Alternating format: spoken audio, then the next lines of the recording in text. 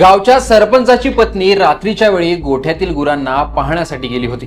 बराच वेळ झाला तरीही ती घरी आली नाही, म्हणून घरच्यांनी तिची शोधाशोध सुरू केली। ती कुठेच सापडेना म्हणून गाव गोळा झालं।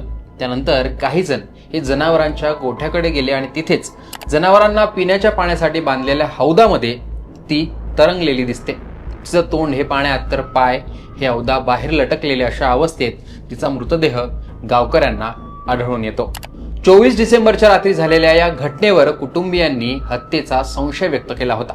ती घटना घडली तेव्हा त्या महिलेचा मुलगा हा परदेशात शिक्षण घेत असल्याचंही सांगितलं गेलं।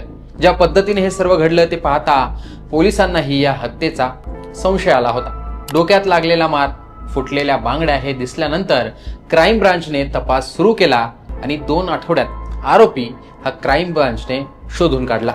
हरियाणातील यमुनानगर येथील श्यामपूरचे सरपंच जसबीर राठी यांच्या 47 वर्षीय पत्नी बलविंदर कौर यांचा मृतदेह सापडल्यानंतर पोलिसांनी या प्रकरणात चौकशीला सुरुवात केली। तेव्हा त्यांना कळलं की बलविंदर कौर आणि त्याचा मुलगा गोमित राठी या मायलेकरांचे संबंध काही चांगले नव्हते। गोमितचं दुसऱ्या जातीतील एका मुलीवर प्रेम होतं, त्यातूनच दोघांमध्ये खटके उडायचे। आईचा लेकाच्या नात्याला विरोध होता, त्यामुळे कुटुंबाने गोमितला शिक्षणासाठी लंडनला पाठवलं होतं। आईला वाटलं की मुलगा परदेशात जाऊन सुधरेल आणि या प्रकरणातून बाहेर पडेल, पण घडलं वेगळंच। 18 डिसेंबरला गोमित राठी हा कोणालाही न सांगता लंडनहून त्याच्या गावी परत आला। तो त्याचा मित्र, गावातीलच मित्र पंकज याच्या गोठ्यात लपून बसला। पंकजकडून त्याला त्याच्या आईबाबाची आणि घराबाबतची माहिती आणि खाणं पिणं सुद्धा दिलं जात होतं। आईची हत्या करायची याच उद्देशाने तो गावात आलाय याची कोणालाही कल्पनाही नव्हती। त्याच गोठ्यात जनावरांसोबत तो आपल्या आईवर नजर ठेवून होता। अखेर 24 डिसेंबरच्या रात्री त्याने संधी हेरली आणि आई ही जनावरांकडे एकटी आलेली पाहून तो तिथे जाऊन आईसोबत वाद घालू लागला। आईला त्याने मारहाण केली आणि पोटच्या लेकरानेच आईचा गळा आवळून तिचा जीव घेतला। त्यानंतर हा नैसर्गिक मृत्यू वाटावा म्हणून त्याने आईचा मृतदेह हा शेजारीच असलेल्या हौदामध्ये टाकला आणि तो तिथून पळून गेला।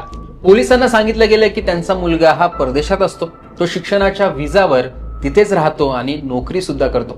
मात्र पोलिसांना संशय आल्याने त्यांनी गोमितचा शोध घेण्यास सुरुवात केली। त्यानंतर काय, गोमितचं लोकेशन हे लंडन न दाखवता इथलंच यमुनानगरचं दाखवण्यात आल्याने पोलिसांना संशय अधिक वाढला।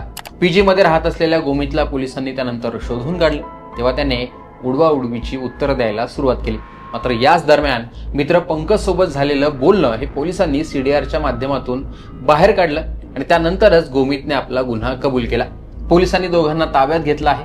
मात्र पोटच्या एकुलत्या एक लेकराने आईच्या अशा पद्धतीने जीव घेतल्याने घटना धक्कादायक सुद्धा मानली जाते आणि देशभरात याची चर्चा होते।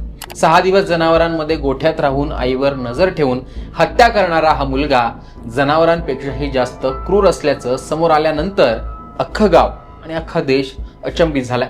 प्रेमात आंधळं होणं इथपर्यंत ठीक आहे, पण त्याच आंधळ्या प्रेमापोटी जिने हे जग दाखवलं, या जगात आणलं, तिलाच मारणं हे मात्र राक्षसी वृत्तीचं लक्षणच आपण म्हणू शकतो। या दुर्दैवी घटनेबद्दल तुमचंही मत कमेंट बॉक्समध्ये सांगा। लुकमतचं YouTube चॅनल सबस्क्राईब करा।